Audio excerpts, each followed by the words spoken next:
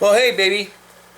Here we are. I try to change things up a little bit and give you a different.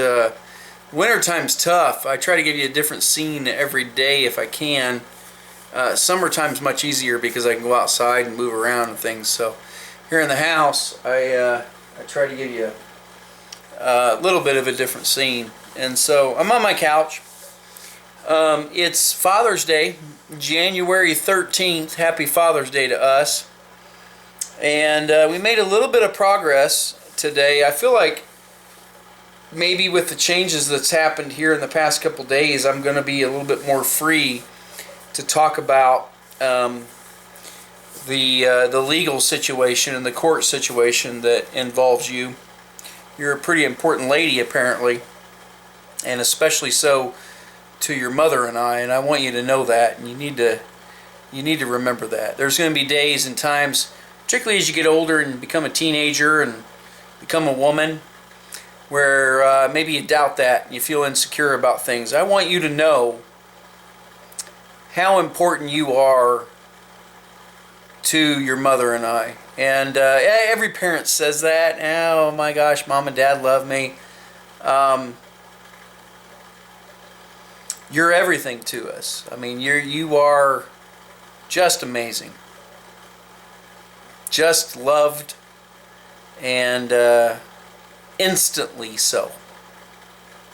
You didn't have to do anything spectacular to accomplish that except be you, and you did it.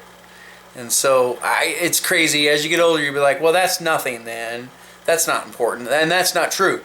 You are special. You are freaking special, and I'm going to say it with that intensity. So here we are on January 13th, and yesterday I got the permission from the court to see you. The court in the state of Indiana has said now I have the permission to have contact with you. And I reached out to your mom today in the way that was allowed and said, hey, here's my schedule, here's what things look like. Here's what I'd like to do. I'd like to see you as her. I said her in the writing it, but I meant you, as quickly as possible. And my friend Jarrett and Raven have actually offered to kind of step in and offer supervision, which I guess the state or the court or your mother wants at this time. And so there's a little bit of procedural things. There's a few things that need to happen, I guess, before I can actually see you. I need your mom to approve it. I need her and I to come to an agreement. I need us to choose a day and a location and a supervisor. And so your mom hasn't responded yet. I'm anxious, I'll be honest. I contacted her at about noon today, and it's almost 11 p.m. and I haven't heard anything back. And so it makes me think about that. You know, it makes me think about your mother. And I've covered that a couple times in a couple of these videos. And I want to say it again. God, I love your mother. She's beautiful to me, actually. She doesn't feel beautiful to herself, I don't think. But she's beautiful inside and out to me, and it's important for me that you know that. It's important to me, actually, that she know that. It's going to be tough for her to make this transition into co-parenting.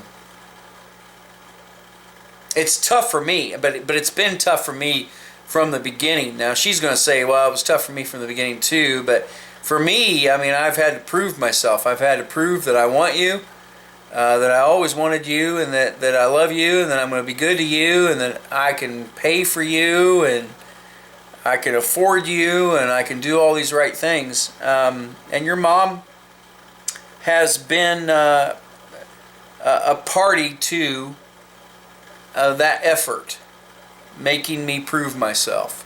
The state is always going to be that way. Now this gets in a little bit of politics, but the state is very judgmental against fathers and men, and us wanting to make sure that we prove ourselves. That's actually, I accept that. That's just part of being a man in this world. You've got to, I guess, prove yourself, even though the world you'll grow up in is a woke environment. That's the thing that's popular now in 2022. And that men and women should be the same and everything else. Men always have something, a different burden than women have. Women have a burden and men have a burden, and those two things are different. Your mom's burden is going to be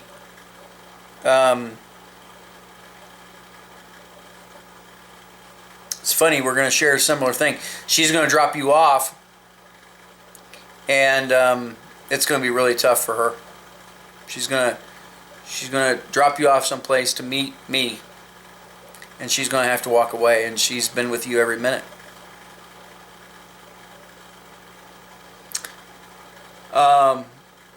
And then there's you and I when we first meet. That's going to be tough. Again, the last time I saw you, you couldn't crawl. You weren't crawling yet. You were sitting, but you weren't crawling, and you weren't talking, and you should be talking, and should be walking now. I love your mother. And I actually, when she became pregnant with you, I actually knew she was going to have trouble sharing. Both because of things that she thought of me, whether those were right or wrong, and also because of things that happened and that made her her.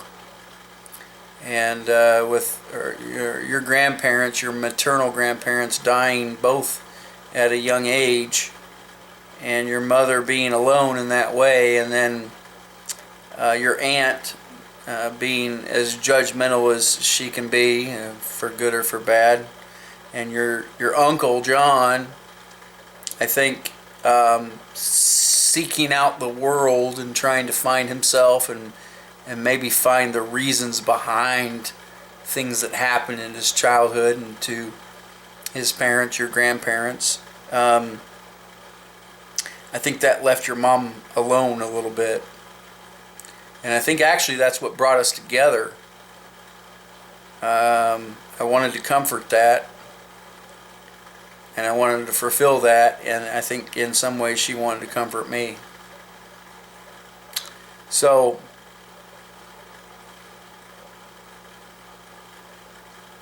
there is an incredible amount of disagreement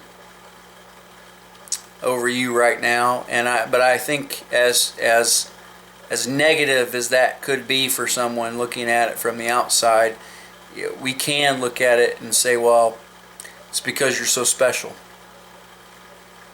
It's because you're so loved. And I would prefer us to look at it that way, if you want my opinion. I love your mother. I don't wish her any suffrage or any harm, any pain. No more. But I don't know how much of that I can control. And the fact of the matter is you and I need to be together too.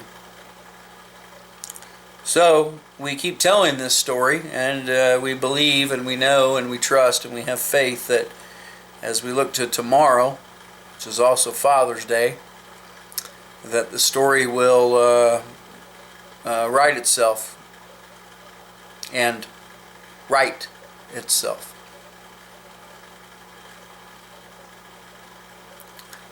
I'm anxious.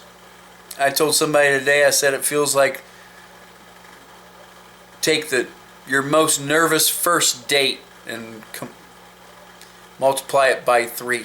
And that's how nervous it feels when I prepare to see you. I want everything to be perfect. As perfect as you.